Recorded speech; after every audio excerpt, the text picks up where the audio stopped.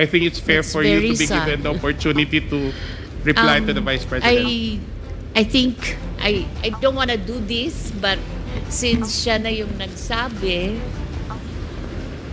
i-turn over ko na yung envelope.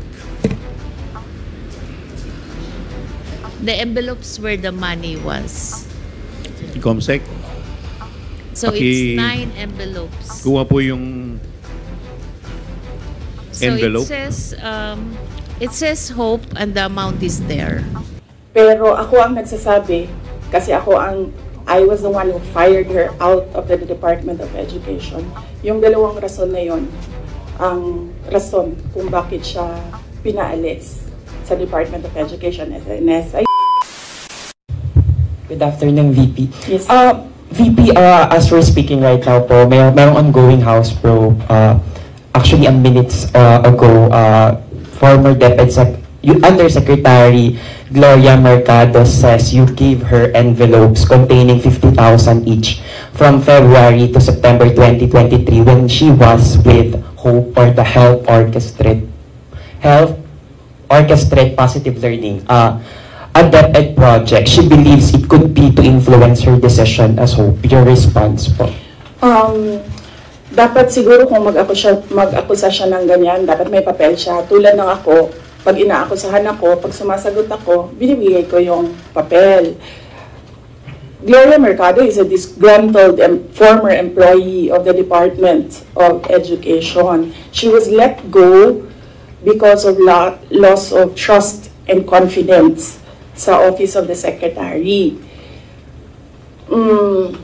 Una niyang ginawa, well, hindi ko alam kung anong nauna, pero naka-strike 2 siya sa akin.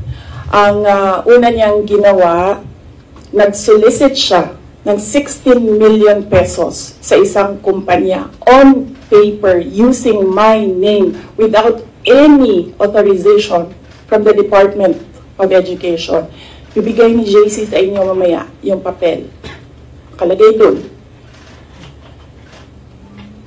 Pangalawa, noong nag-school visit ako sa Cebu, merong lumapit sa akin na teacher. Sabi niya sa akin, Inday Sara, masakit sa loob namin na mga teachers kami na nasa field. Tapos merong humahawak ng teacher items na wala dito sa aming probinsya o wala dito sa aming region. So, pinakwento ko siya. Iyon naman yung purpose ng aking mga school visits, diba, sa iba't ibang lugar naman sabi ko, one-on-one tayo, kwento mo lahat sa akin.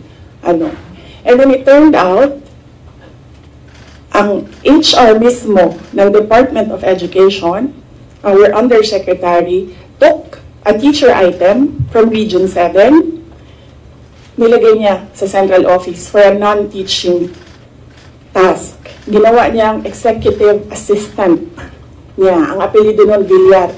Meron niyang paper trail. So, nung bumalik ako sa central office, tinanong ko, totoo ba na meron tayong teacher item galing sa Region 7 na nandito sa atin?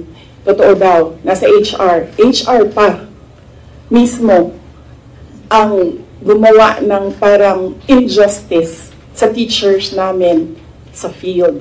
So, on that second point, hindi ko na pinalampas. Sinabihan na siya na there is loss of trust and confidence. And you should go. And then she said na, pwede bang mag-retirement na lang ako instead na paalisin ninyo ako. Kasi ang tagal ko na, matanda na ako. And then sinabihan siya, okay, sige. You go. So she's a disgruntled former DepEd employee. At yan yung dalawa na rason kung bakit siya pinaalis. May papel yung 16 million na solicitation niya. May papel yung teaching position sa Region 7 na kinuha niya. And my experience sa kanya,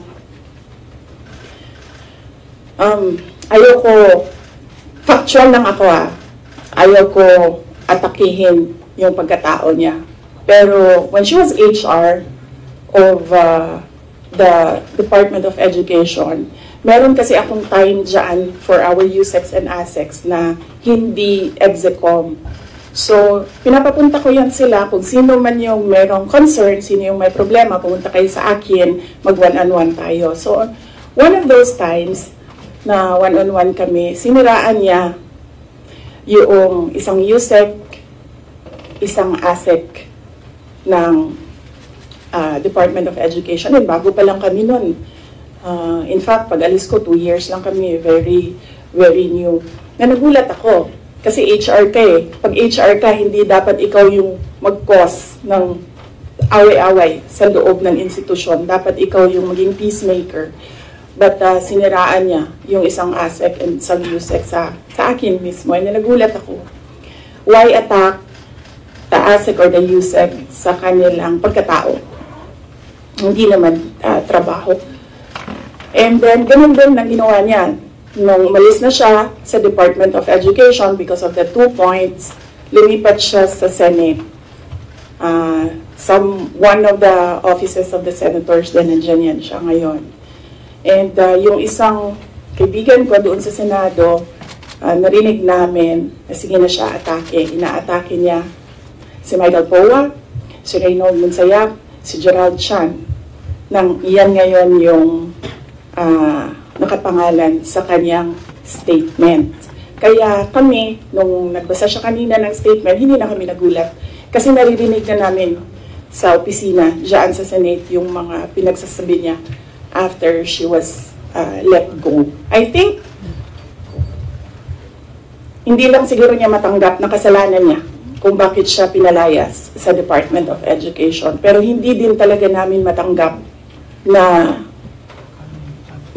magsusolicit ka sa isang private company on paper 16 million. And then, kukuha ka ng teacher item sa field, gagawin mong EA sa central office. Hindi pwede yun.